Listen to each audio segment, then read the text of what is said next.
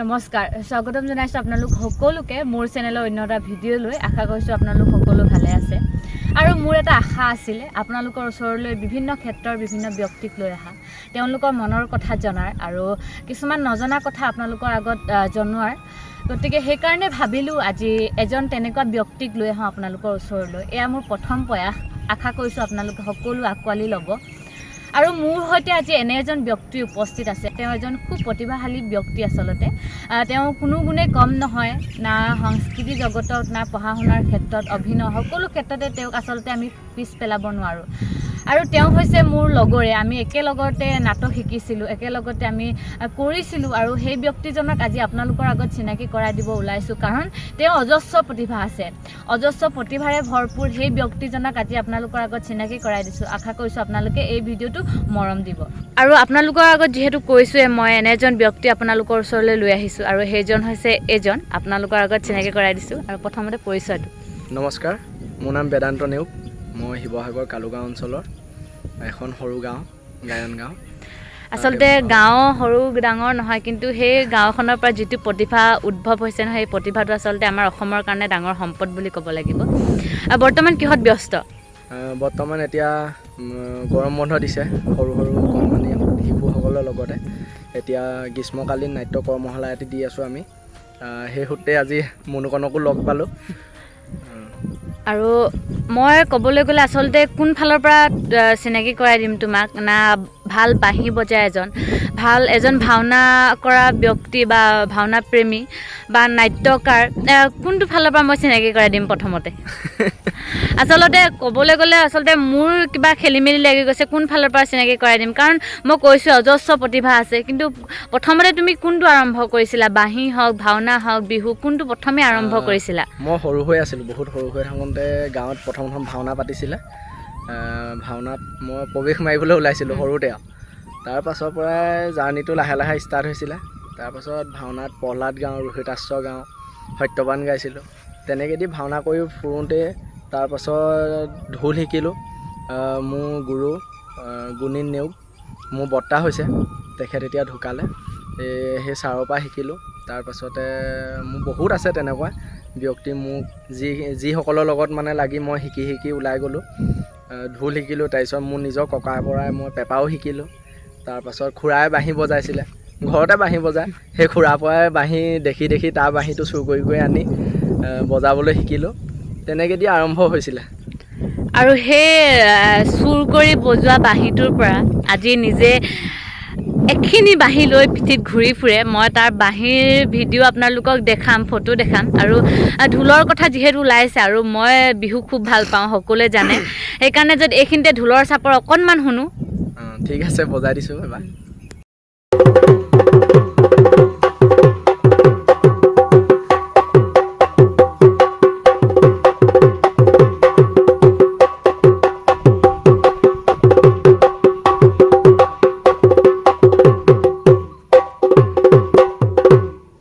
আৰু আমি সকলোৱে ঢোলৰ চাপৰ শুনিলোঁ খুব ধুনীয়াকৈ ঢোল বজালে আৰু মোৰো অকণমান নাচিবলৈ মন গৈছিলে আৰু মোৰ মোবাইল ফোনটো ভিডিঅ' কৰি দিয়া মানুহ নাই কাৰণে আচলতে মই নাচিব নোৱাৰিলোঁ যি হওক আপোনালোকৰ আগত মই গান গাম ই ঢোল বজাব অকণমান ভিডিঅ' আগবঢ়াম আপোনালোকলৈ বুলি ভিডিঅ'টো শেষলৈকে চাব আৰু অভিনয় জগতো এটা ভাল স্থান আছে তোমাৰ গতিকে অভিনয় জগতলৈ কেনেকৈ আহিছিলা প্ৰথমতে অভিনয় জগতলৈ মানে নাটকৰ ক্ষেত্ৰত মোৰ গুৰু মোৰ মৰমৰ অতিকৈ মৰমৰ ৰূপম বেজবৰুৱা ছাৰ সেই ছাৰৰ লগত মই 2013 মানত লগ পাইছিলোঁ ছাৰক লগ পাওঁতে তেওঁৰ লগত মই এটা ইউনিচেফৰ শিশুসকলৰ এটা কেম্প কৰিছিলোঁ নাটকৰ সেই 5 দিনীয়া কেম্পৰ পৰাই মানে ছাৰৰ লগত মোৰ ৰিলেশ্যন হ'ল তাৰপাছতে ছাৰৰ লগতে কাম কৰিবলৈ ধৰিলোঁ তেওঁৰ লগত ৱৰ্কশ্বপ কৰোঁ তাৰপাছত তেওঁৰ লগতে শিকি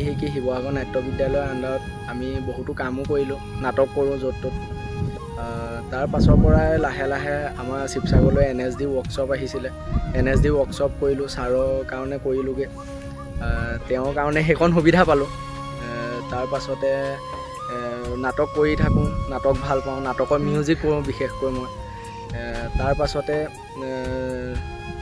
নেক্সট যোৱা বছৰ আমাৰ সকলোৱে মৰমৰ অসমৰ এজন বিশিষ্ট অভিনেতা তথা NSD নেশ্যনেল স্কুল অফ ড্ৰামাৰ স্নাতক আমাৰ জ্যোতিনাৰায়ণ নাথ ছাৰৰ ওচৰত 3 মহীয়া এটা বেছিক কোৰ্ছ কৰিলোঁ। তাতে মুনুকণক লগ পোৱা ফাৰ্ষ্ট তাতে একেলগে আমি কৰিছিলোঁ। তাৰ পাছৰ পৰা এতিয়া লাগি গৈ আছোঁ আৰু অভিনয় ক্ষেত্ৰখনত। আৰু খুব ভাল লাগিলে আৰু জ্যোতিনাৰায়ণ ছাৰৰ কাৰণে আচলতে আমি একলগ হৈছিলোঁ আৰু খুব ধুনীয়াকৈ আমি গোটেই ক্লাছখিনি কৰিছিলোঁ। আমাক খুব ভাল লাগিছিলে আৰু তাৰে মই ভিডিঅ' আগবঢ়াইছোঁ আপোনালোকক আৰু সেই ভিডিঅ'টো আপোনালোকে খুব ধুনীয়াকৈ আঁকোৱালি লৈছে। আৰু যেতিয়া আমি ক্লাছ কৰি আছিলোঁ তেতিয়া এই জাগীৰোড মৰিগাঁৱত আচলতে ৰাস শিকাই আছিল ন। ৰাস শিকাই আমাৰ লগত আকৌ ক্লাছ কৰিব যায়, খুব কষ্ট কৰিব পাৰে, সেইকাৰণে খুব ভাল লাগে। আচলতে কিমান কষ্ট হয় কোৱাচোন? কষ্টটো হয়। ৰাসৰ ৰিহাৰ্চল কৰা মাত্ৰক তোমাৰ ৰাতিটো টোপনি ক্ষতি হৈ থাকে। আমাৰ টোপনি ক্ষতি কৰি মেলি মই আকৌ ৰাতিপুৱাই 5টা বজাতে যাবলগীয়া হয় মৰিগাঁৱৰ পৰা গুৱাহাটী। 9টা বজাৰ পৰা ক্লাছেই থাকে আৰু ছাৰৰ কথাটো জানাই, 5 মিনিট দেৰি হ'লেও দিগদাৰ আছে, সোমাবলৈ নিদিয়ে। সেইটো কাৰণে টাইমটো বহুত মেইনটেইন কৰিব লাগে তেওঁৰ লগত। আকৌ তাৰ পৰা উভতি আহি আকৌ প্ৰেক্টিছত লাগিব লাগে মৰিগাঁৱত। বহুত কষ্ট কৰি আছিলোঁ সেইকেইদিনত। আৰু এইখিনিতে কওঁ, আমি খুব ধুনীয়াকৈ ক্লাছ কৰিছিলোঁ আৰু যিসকলে জ্যোতিনাৰায়ণ ছাৰৰ ক্লাছো জইন কৰিব বিচাৰে 3 মহীয়া কোৰ্ছ এটা আপোনালোকে জইন কৰিব পাৰে। ছাৰে খুব ধুনীয়াকৈ আমাক ক্লাছকেইটা দিছিলে। যদি বিচাৰে আপোনালোকে জইন কৰিব পাৰে। ছাৰৰ মই যদি পাৰোঁ কণ্টেক্ট নাম্বাৰ ডেছক্ৰিপশ্যনত দি দিম। আৰু কি শুনাবা এতিয়া? অলপ বাঁহীটোকে বজাই শুনাই দিছোঁ। তাৰপিছত আমি একেলগে গান গাম। ঠিক আছে।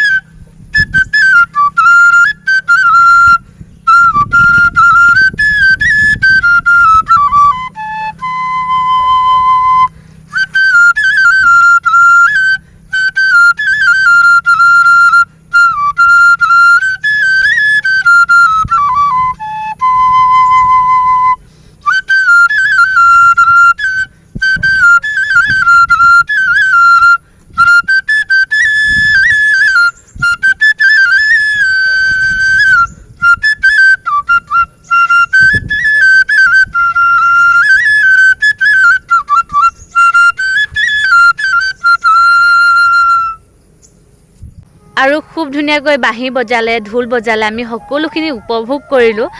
আৰু যদি অভিনয়ো অকণমান আপোনালোকক দেখুৱাব পাৰিলোহেঁতেন মোৰ খুব ভাল লাগিলেহেঁতেন, কিন্তু এতিয়া মই সেইকণ সুযোগ নাই পোৱা। আচলতে মই যদি ৱৰ্কশ্বপৰ অকণমান ভিডিঅ' পাৰোঁ ইয়াতে আপোনালোকক দেখুৱাম। আৰু খুব ধুনীয়া সি পেঁপা বজায়, পেঁপাৰ অকণমান ভিডিঅ' আপোনালোকক মই এইখিনিতে দেখাইছোঁ, যিহেতু পেঁপাটো আনিব নোৱাৰিলে, গতিকে পেঁপাৰ ভিডিঅ'টো চাই লওক।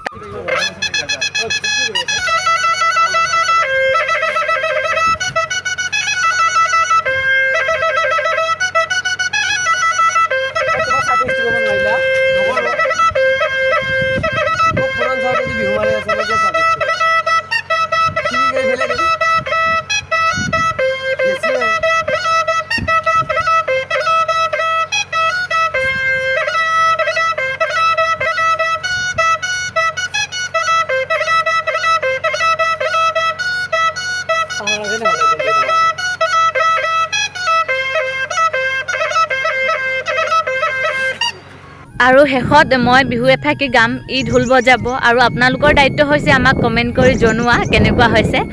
গাইছোঁ, আপোনালোকে নাচি থাকিব লগত। দিয়া ধৰা।